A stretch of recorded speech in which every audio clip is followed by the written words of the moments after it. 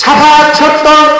কাল হাসরের ময়দানে আল্লাহ রাসূল সাল্লাল্লাহু আলাইহি ওয়াসাল্লাম তিনি আল্লাহ পাকের হুকুমে আপনাকে আমাকে শাফাআত করে জান্নাতে নিয়ে যাবে।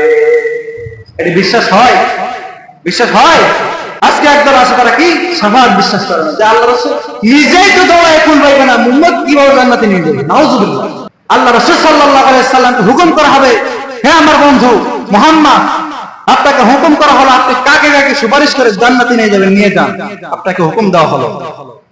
আল্লাহ রাসূল সাল্লাল্লাহু আলাইহি ওয়াসাল্লাম তখন আপন উম্মতদেরকে জান্নাতে নিয়ে যাবেন।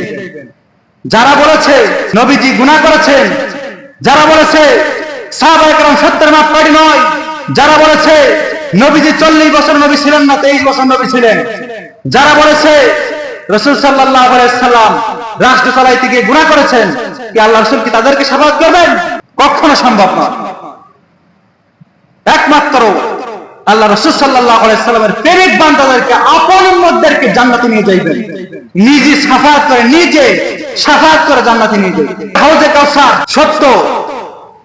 সেই হাসরের ময়দানে যখন মাথার এক হাত উপরে সূর্য নেমে আসবে, মাথার ঘিলুগুলো টকবক করে ফুটতে থাকবে, মানুষগুলো পানি পানি করে চিৎকার করতে থাকবে, তখন আপনাকে পানি খাওয়াবে কে?